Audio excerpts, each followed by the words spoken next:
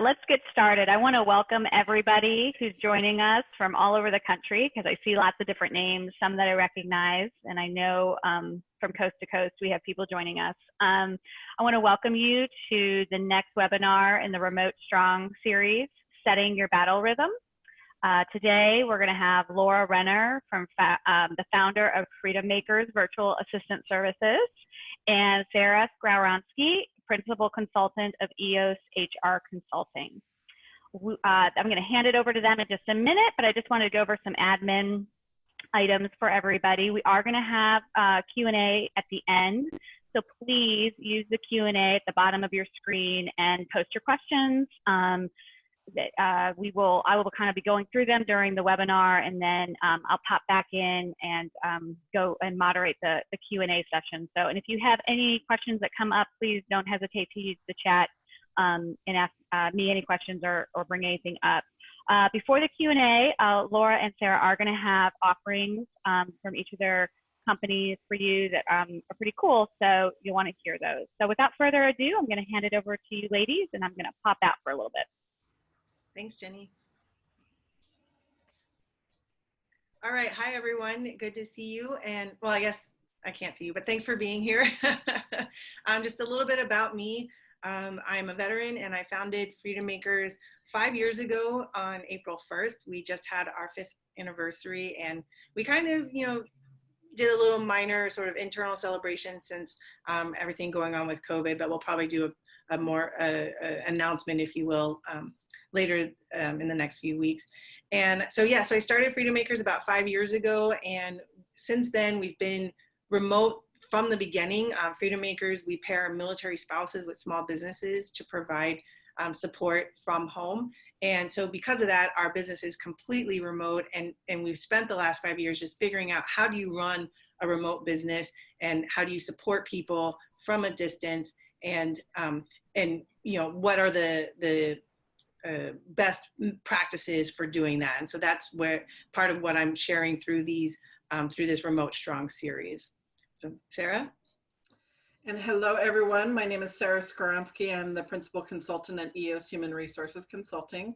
I worked in HR in small businesses, small and medium-sized businesses for 15 years before starting EOS. And now we focus, for the past 6 years, we've focused really on helping small businesses manage their HR, develop their HR processes, and make sure that they're in compliance and that they're setting up the structure so that they can continue to grow. And we allow our clients to focus on what they do best, so we will help them manage the employee side of the business. And so today we're focusing on rules of engagement, and I'm sorry, I'm going to turn it over to Laura because she's going to talk now. So part of our Remote Strong series is about creating and managing a remote workforce. And so our first webinar, if you guys were there for that, we kind of did a broad overview of what are things to consider and things to do in order to create and manage a strong remote workforce. And with that, we thought, okay, well, with the series, we'll go into some of our points more, do like a deep dive into some of those points. So we thought we'd start with a battle rhythm, also known as drum beat, and just sort of what does that mean? Like how your team kind of works in conjunction with each other, that cadence that happens through your daily operations and even future operations with your team.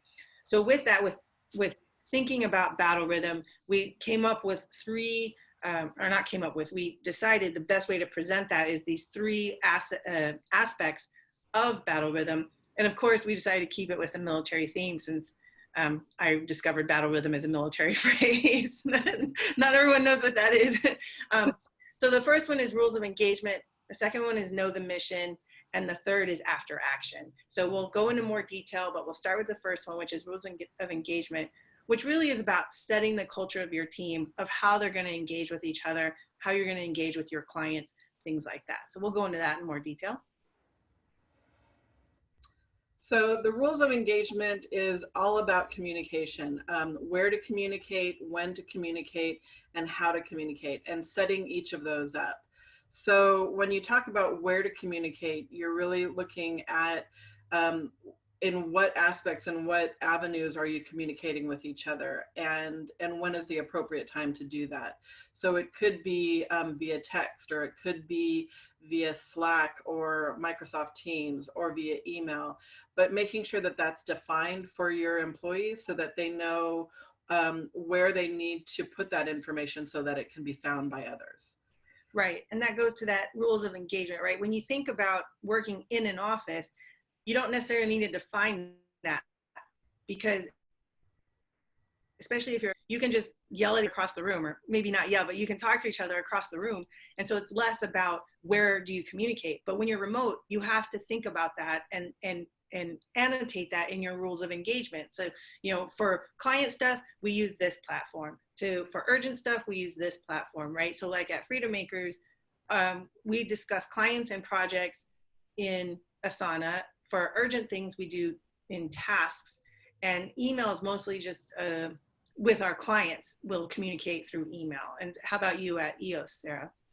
So we have, similar to you, we use Asana, but really all of our information is coming in from our clients via email. So we use a CRM that sits on top of our email called Streak, and we manage each of those communications to make sure that we're following up on that.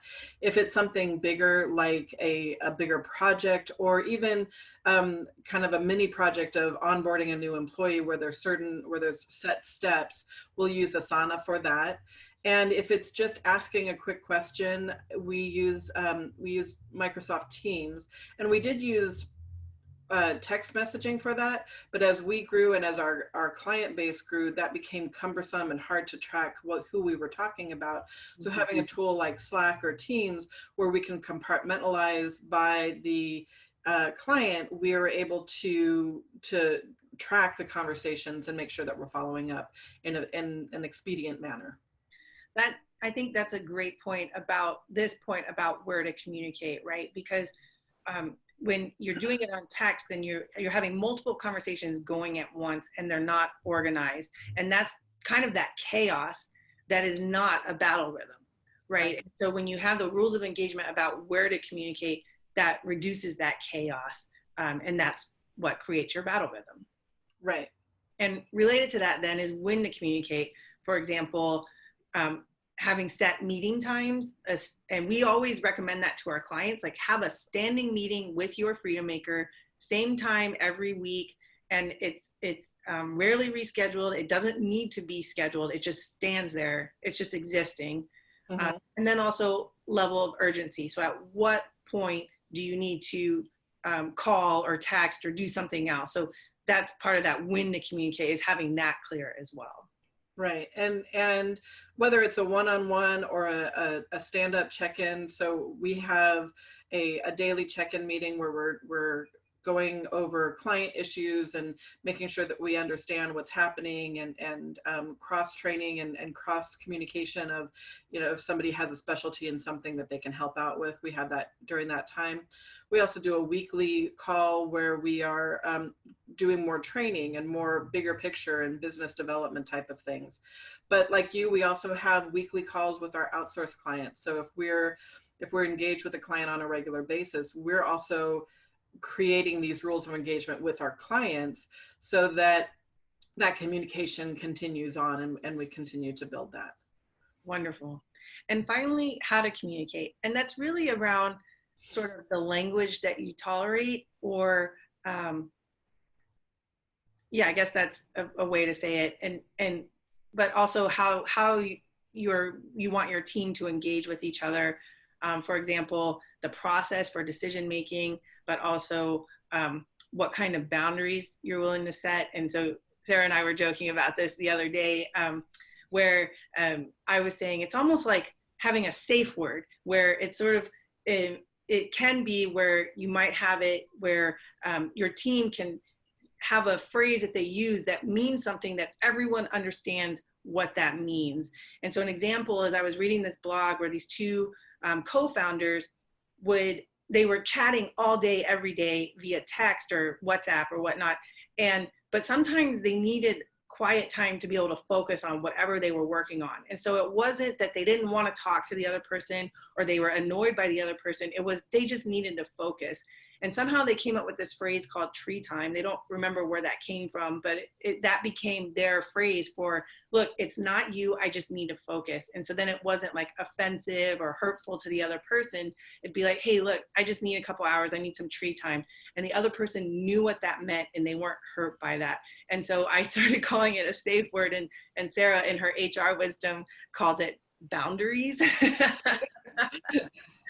Yes, and whether you have a word that's triggering the boundaries, or you're doing it by a calendar or some other way of communicating, creating those boundaries, creating that space where people can say, I need to focus, or I'm available to talk to people, or I'm working on a special project during this time.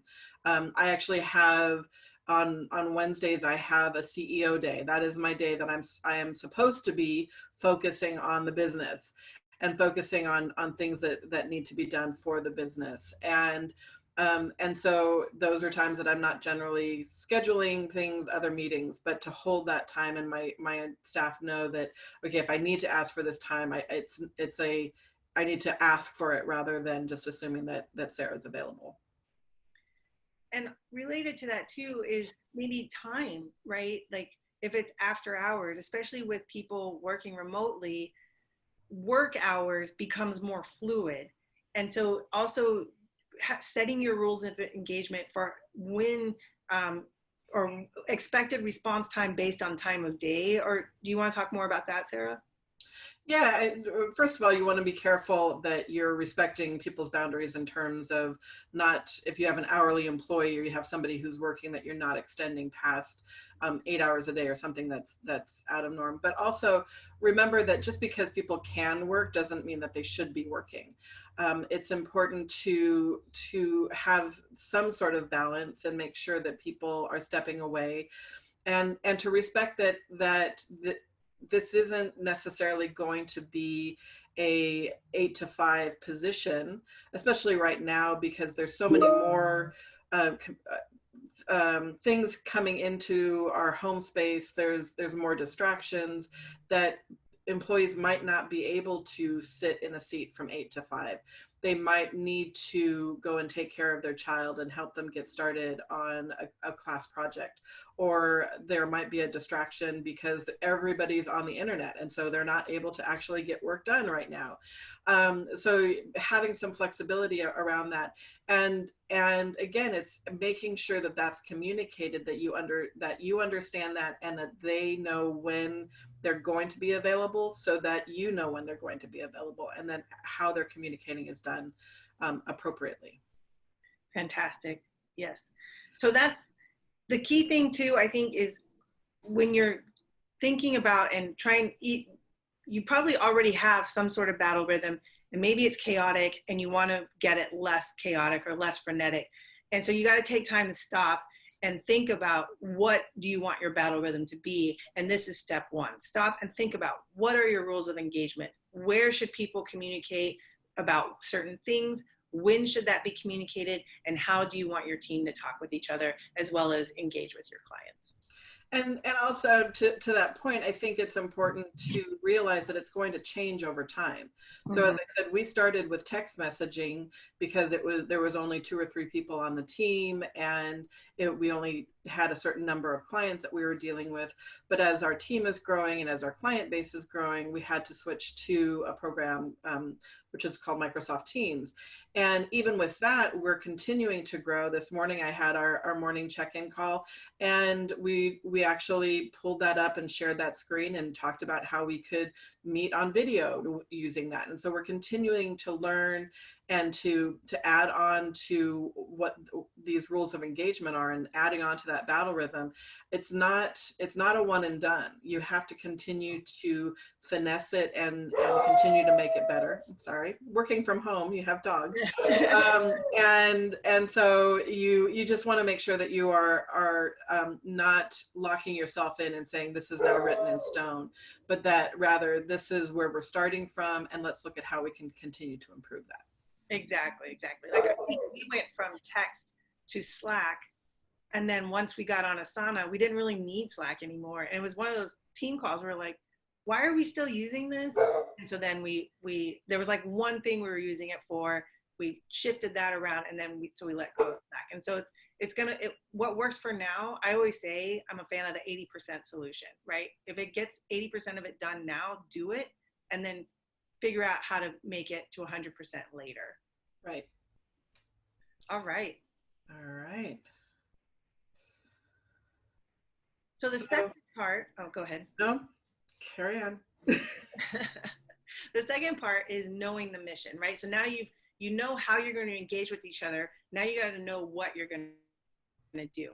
And as we mentioned in our last webinar, the major difference between working a remote team and an in-person team is the shift from focusing on time to focusing on results. So it's less about how long it takes someone to do something or when they're doing it versus when it's done and how well it's done. And so with that, then it comes to knowing the mission. So part of that is who is responsible. Defining the lanes of responsibility in your company. And you can do it multiple ways. Like at Freedom Makers, we split responsibility by function, like sales, marketing, operations. And Sarah, you split it by level, right?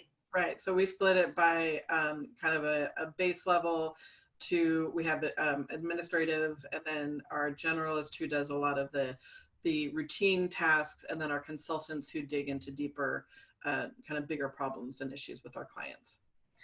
And so that's critical, is when you have these lanes of responsibility, then it helps people to know what they're supposed to do, right? When you're in person, that, especially as a small business, that's maybe less critical because it's sort of like line of sight, right? Like, okay, John, you take care of this. Jane, you take care of that. And it's a little bit easier to manage, presumably in person. One would argue it's still not efficient, but you're able to do that. However, when everyone's distributed, that's much harder to do. So it's a better way is when you know the mission as far as who is responsible for what, and then they can just go and run with it because they know that falls in their lane. So if something comes from a client, and rather than waiting for you to say, hey, Jane, take care of that, instead, they know this is in my lane, I got it, I'm doing it. Right. And then the next is to what authority level. And I think, last time we talked about people knowing when they can make decisions and where their authority level, where their power level is. And that's important too, because you want people to be empowered to do things and to continue the task forward and move the mission forward. But you also need to have some control of, you don't want people giving away product or giving away services for free. But if they know that there was a mistake made, or they know that there was some sort of issue, you want them to be able to correct that with the client and make those recommendations. And those two things are clear as far as, again, knowing the mission, but helps with the battle rhythm, right? Because say, for example, in Sarah's business, say she has a consultant who likes to do her own admin work. So now she's dipping into the lane of the administrative person. And so then it confuses the battle rhythm, it adds confusion, it adds friction, right? And so that's what you're trying to avoid by setting your battle rhythm. So when you're able to provide clarity and transparency to your team about, no, you're a consultant, you do this, the administrative person will take care of this, then that becomes clearer. And it doesn't have to be 100% clear, as I said, 80% is good enough, right? Mm-hmm. Then it helps reduce that friction and improve your battle rhythm. Same with us at Freedom Makers with our different functions. Sometimes our functions overlap. And so we do try and discuss and work on, okay, whose lane should that fall under? But generally, we have a pretty clear idea of who's responsible or what tasks fall under which functions, and therefore who's responsible for them. And the level of authority is fluid, but we try to be clear about that too. Right. Yeah, I think all of this, we have to remember that 80% rule of like, everything is fluid, small business is fluid, life is fluid right now. And so it's not always, it is not written in stone. None of these are written in stone, but to have the guidance there to start with is really what we're looking for. And then I just remembered one other thing as well, and that is, well, now I forgot it. No, but going back to the reducing the chaos and the friction, which then increases or improves your battle rhythm, is if you don't have those lanes clear and you're willy-nilly assigning things, then you also run the risk of forgetting to assign something. Right. And then something falls through the cracks. So this just helps reduce that friction. Right. And that leads right into outlining the action steps, making sure that you have a checklist, a task list, an outline of how things are supposed to happen, so that you're not missing things, you're not losing things.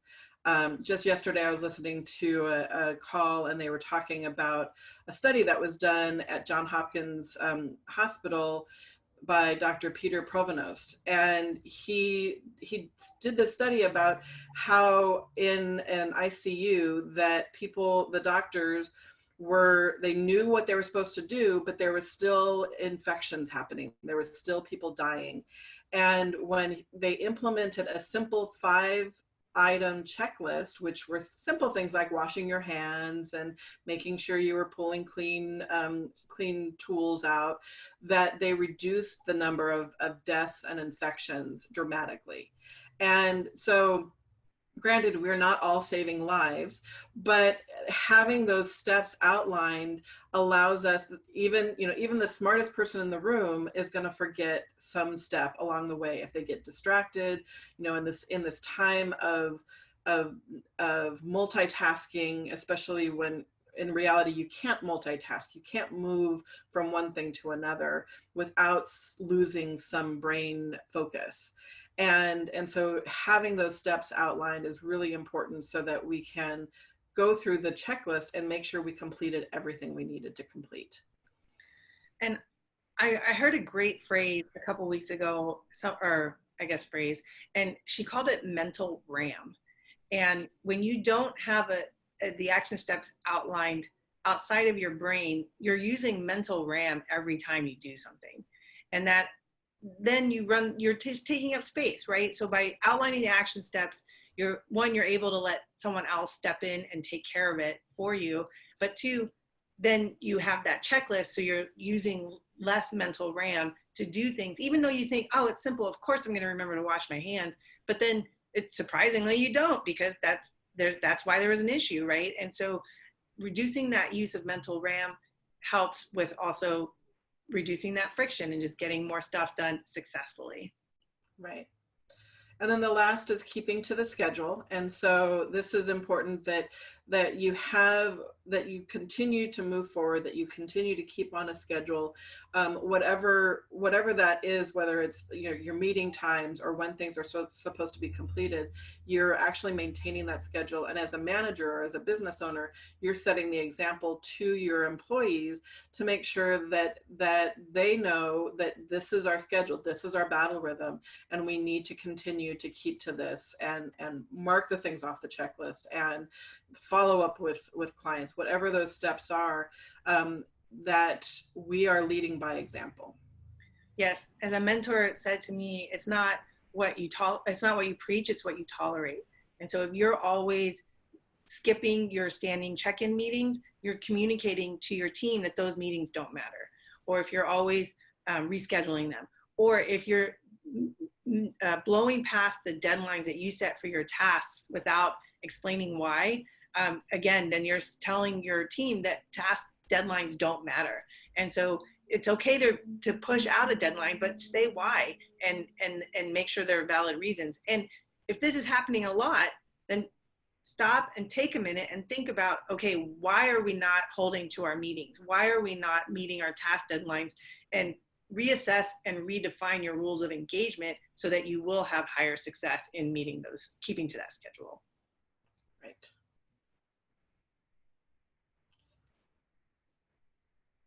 So as with anyone or anything, right, follow through is what leads to success. You can have all these plans, you can put all this in place, but if you're not doing it, if you're not following the plan, then it's a great plan, right? And that's it. And so part of the third aspect of creating a battle rhythm is having an after action process, if you will, because follow through is what's going to get us all to the finish line.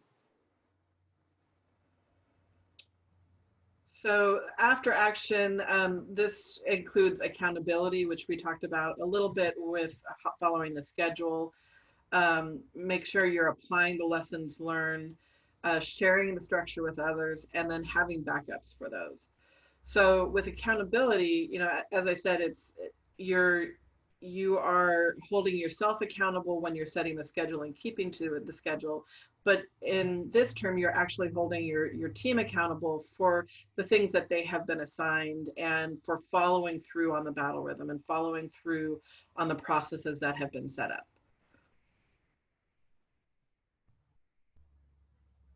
Do you want to add anything, Laura?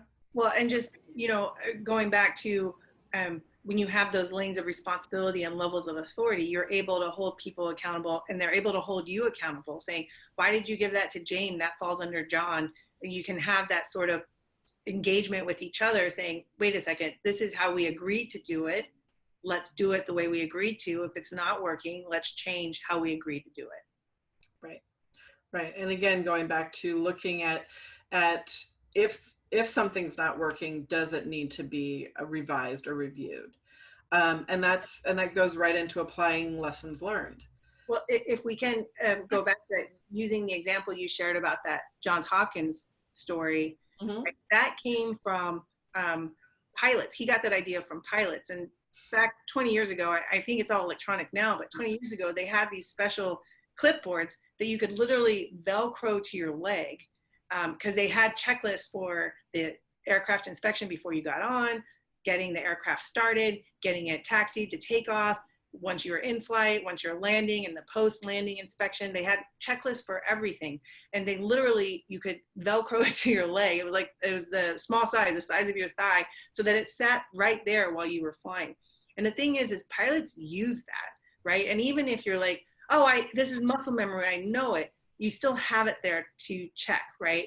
And the article about that Johns Hopkins was saying that there's still something like 30,000 deaths a year due to this infection because people in the OR aren't using the checklist. Right. And part of it is no one disagrees that the items on that checklist shouldn't be done. Wow, that was like a triple negative sentence, right? Like, so everyone agrees that what's on the checklist needs to be done, but they are resisting being held accountable to doing the checklist, right? Like they're resisting that compliance of, you know, someone doesn't feel comfortable saying, hey, we didn't do the checklist. Why aren't we using the checklist? That's not a part of the culture, generally speaking, within the ORs. And so people are resisting using the checklist. And that's a key part of accountability is, are people using it? Are you insisting or setting it up so that they will use it? And what is the accountability if they don't? Right. And again, it goes back to the fact that, yes, we all know that these things should be done, but when you're in the middle of something, especially right now, you can get so easily distracted that when you go back to it, you don't remember where you were in that list. And if you're just depending on your own memory, then something's going to slip.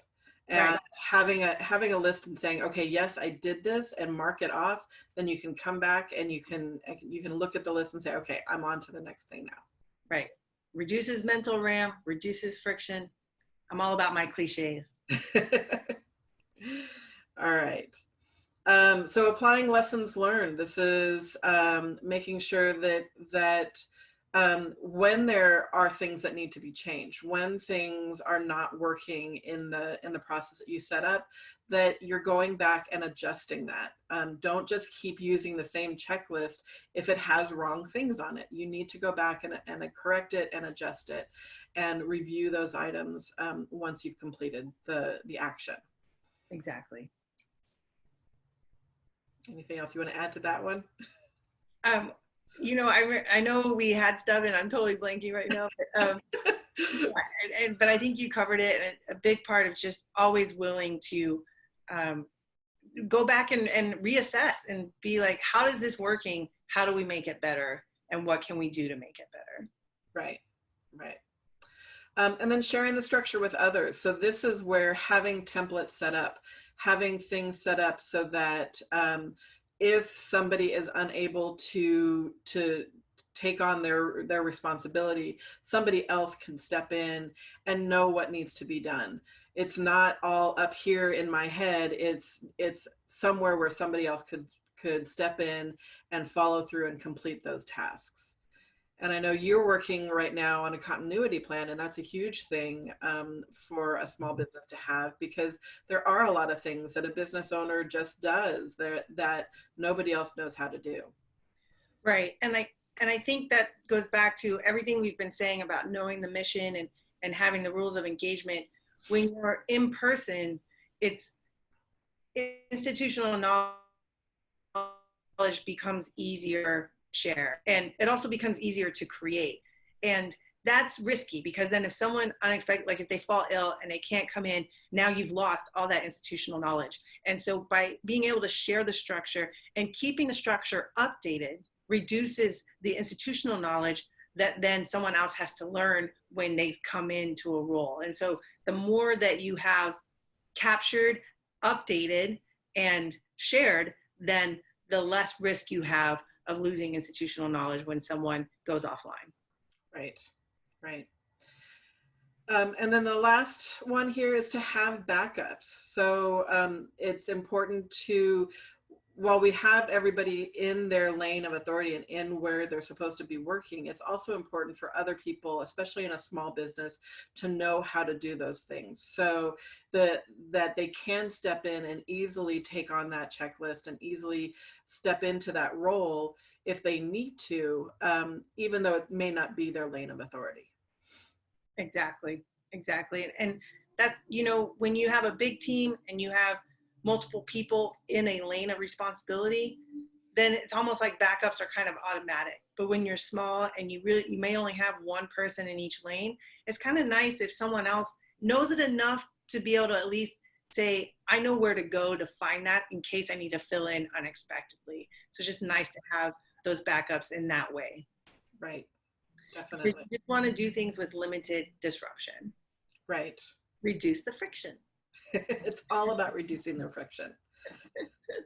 So I think that wraps up our the information. So just to go back, we have the for the battle rhythm, you have the rules of engagement, knowing your mission, and the after action. So you want to make sure you have your rules in place and how you're communicating.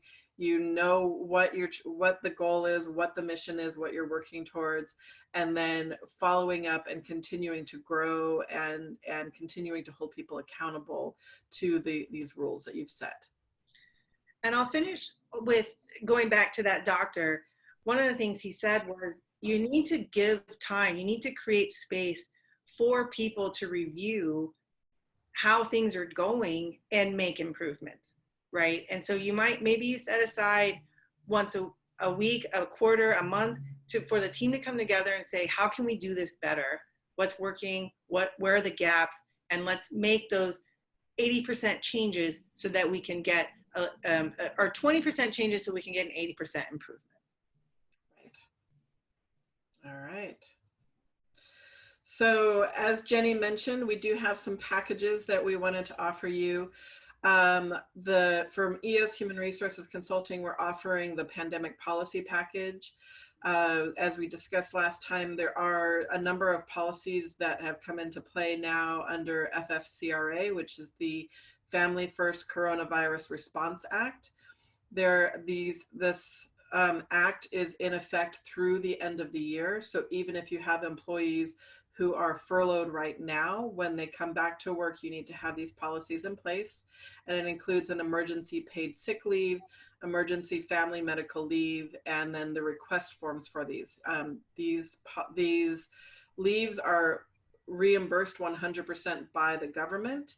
And so you need to make sure you're documenting that correctly and that you're paying that correctly. So this package includes the policies, as well as a work from home policy and a consultation with one of our consultants, one of our HR consultants, to go over what is required in this policy so that you know how to roll it out to your staff. It's a value of $149, and we are offering it for $99. And you can go to go.eoshr.com/COVID if you'd like to purchase that.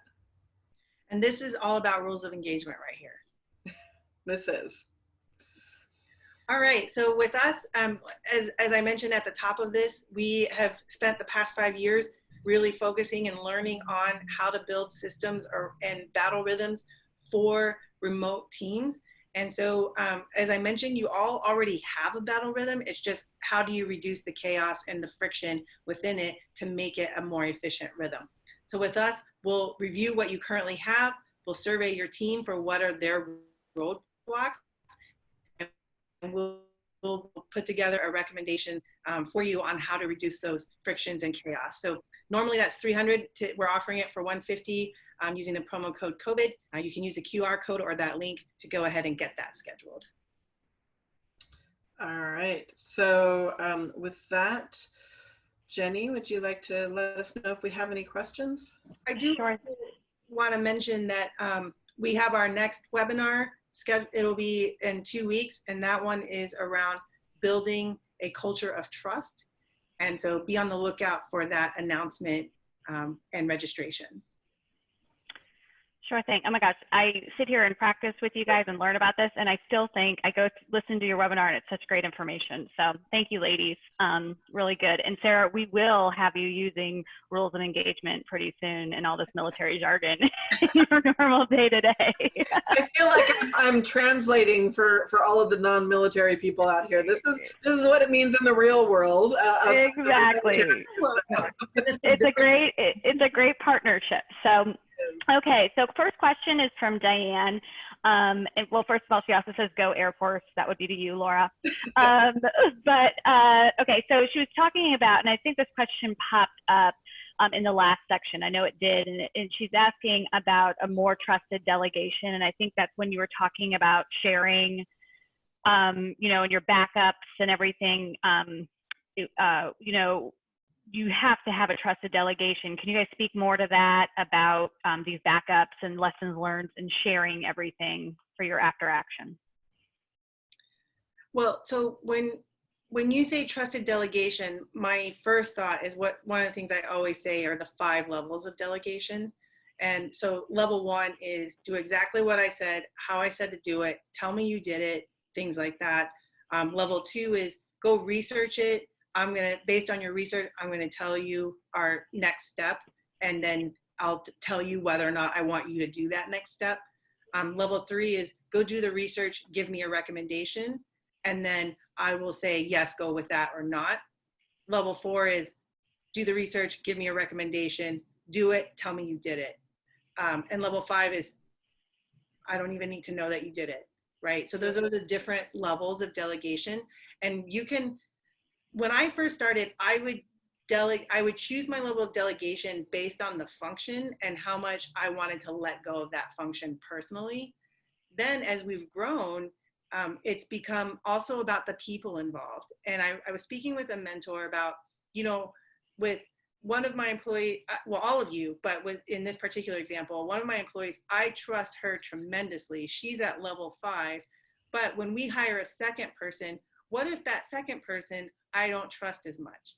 And he said, that's totally fine. You can have different levels of trust with different people, you can have different levels of authority, even with people in the same lane of responsibility. And so there does come a personality aspect of that, but also as far as responsibility aspect is too. Does that answer the question? I think so. I mean, I think it's just from what I take of the question of Diane's question, and Diane, feel free to chat us back or ask in a different way. But I mean, I think that covers it. I think it's just really important to share, like you guys talked about. I think that's but please, Diane, follow up. Yes, she said yes. So you're good. Okay, perfect. Okay, so Maria asked, would you suggest a team meeting at the beginning and end of a day, or is that too much? And I think that's really an important question, especially with what we're dealing with right now with the coronavirus? I think it varies on your type of operation. So at Freedom Makers, we have a team meeting once a week, but we are chatting with each other through our platforms all the time. I know some of our clients have team meetings at the beginning of and end of every week, and their Freedom Maker may join one or both of those depending on what they need, because they tend to talk about what do we need to do this week, what did we accomplish this week, and therefore what needs to be pushed off to next week. So they have their Freedom Maker attend one of those so that the Freedom Maker knows, okay, this is what I need to track for this week. So it really varies based on your operations and how you like to operate. Like Sarah, you have a team meeting every day, every morning, right? I have a team meeting every morning, except for Mondays when we have we have a team check-in every morning, and then we have a team meeting every Monday.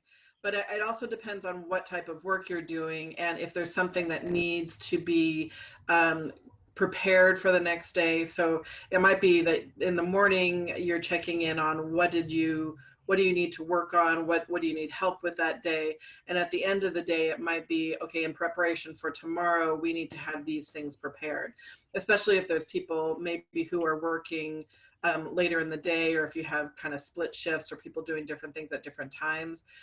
You may just need to be able to check in at the end of the day to see, okay, what are we rolling over into the next day. So again, it really depends on the type of business you're doing and the type of work and what kind of cadence you need to create for that. And how you like to operate, right? Because right. Another thing too, I've been hearing this phrase, people are zoomed out. They're just kind of burnt out from Zoom. And so really consider too, does that discussion/decision need to happen over a live discussion?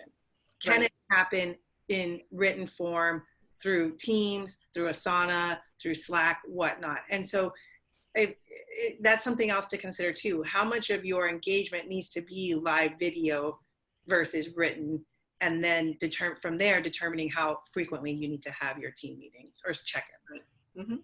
And Maria, she did kind of a secondary question to this, and I probably should have combined them, but she's saying, is it beneficial to set up these mini meetings to discuss specific topics versus waiting, till that next operations meeting? I think you guys discussed that, but maybe you could discuss, when you say, Laura, I can speak to this, when you say that you guys talk throughout the day, you are doing that through what platform? We do it through Asana.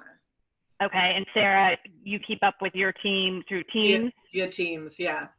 Okay, so I think you guys answered kind of, operationally it depends on how you work, but there are ways to keep in touch throughout the day as a team. Right.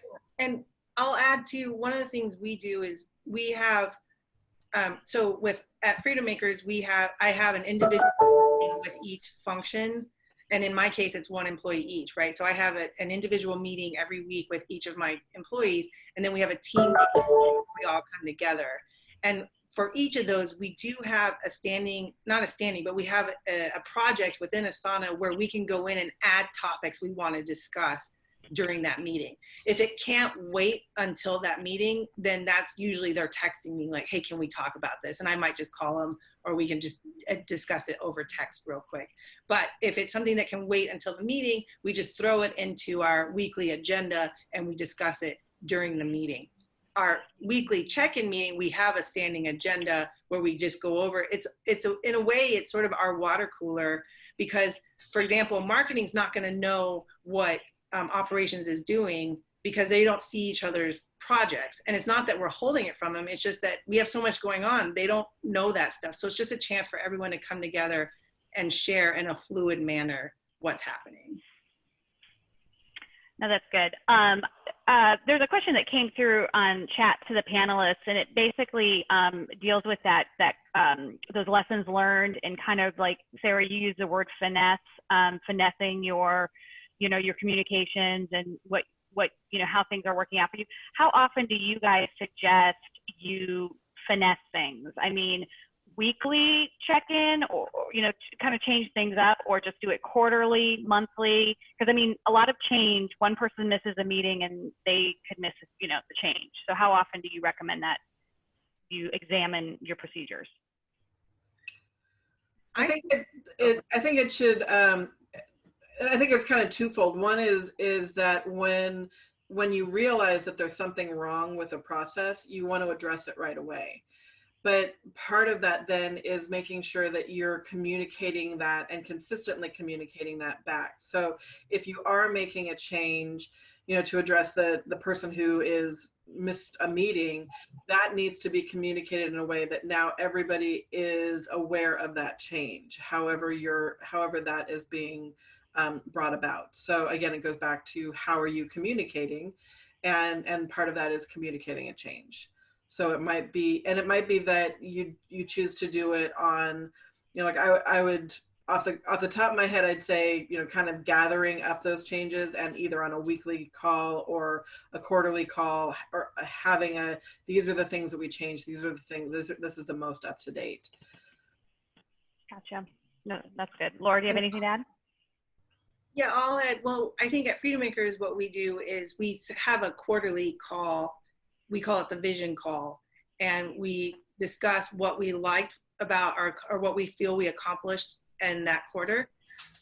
And then we also discuss what we want to focus on for the next quarter. And so those are usually areas that we see as gaps that we want to address in the next quarter. And we make sure to limit that so we're not overwhelming ourselves with too many things. So we're like, okay, we're going to address these things this quarter. So if something comes up during the quarter, we'll say, okay, let's put that off to next quarter. We'll discuss it in our vision call then. So we do have a standing quarterly call for things like that.